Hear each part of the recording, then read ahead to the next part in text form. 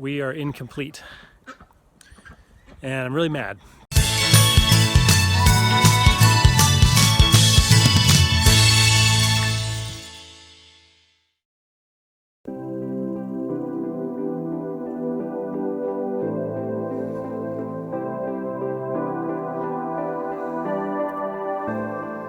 Today we're going to cut some trees.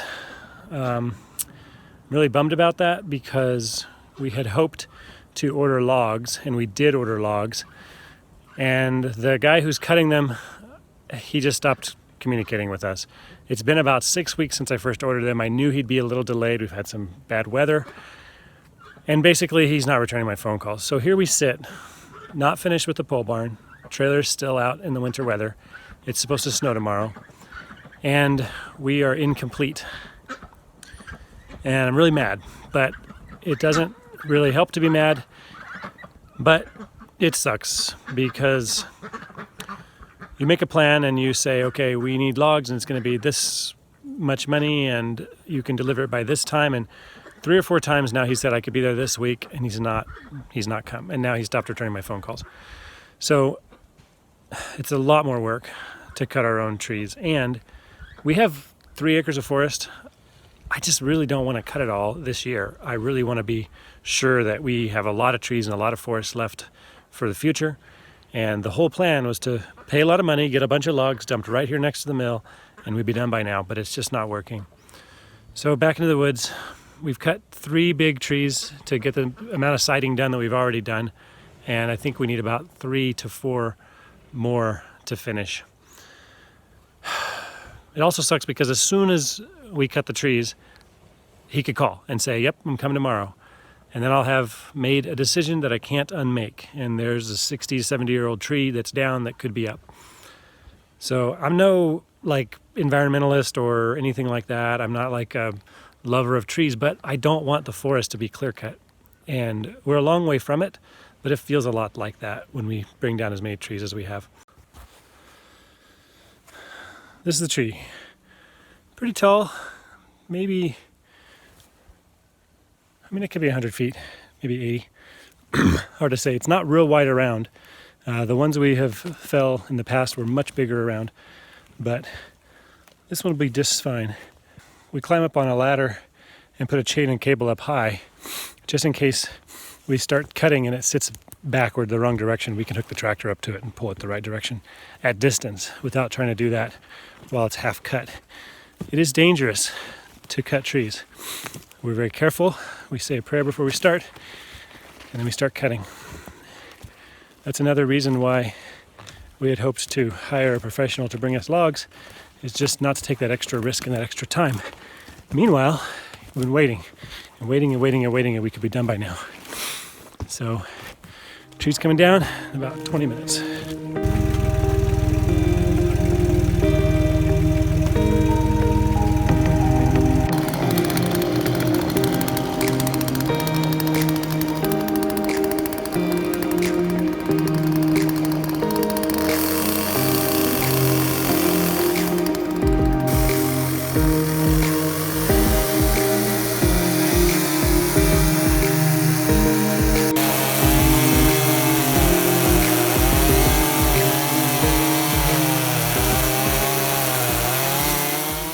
The tree we've just cut is a Douglas fir, and here's how to tell.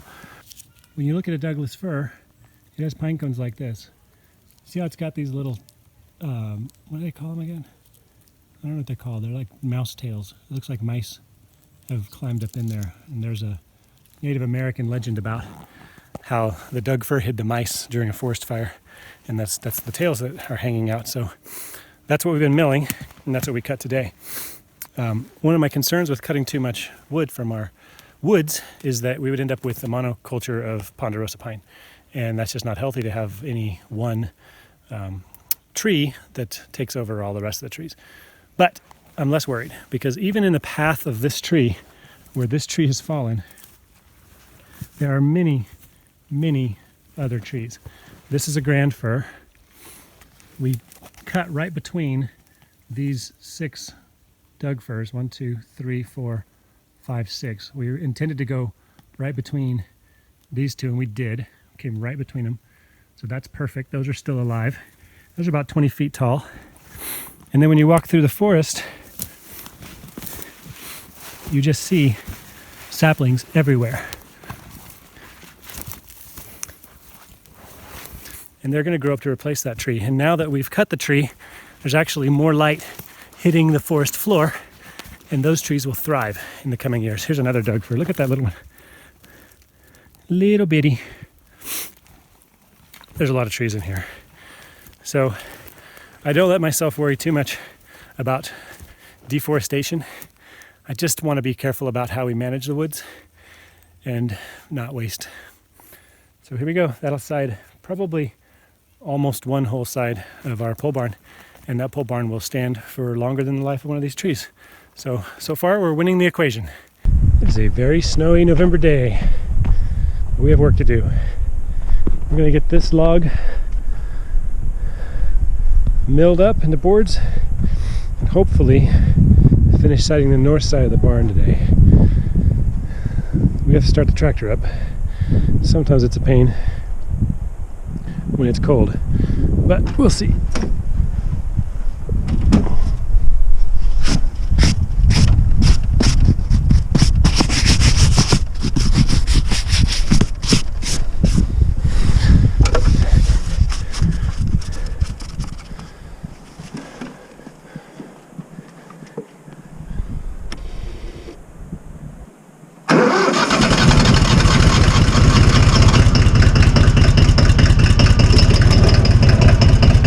Man, not bad, first try.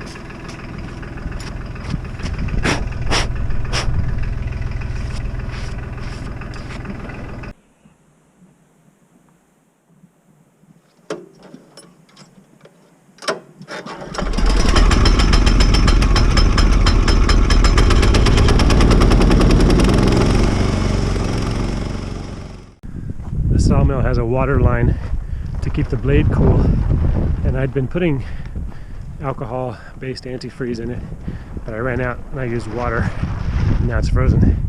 So I gotta do a little defrosting before we can run the blade.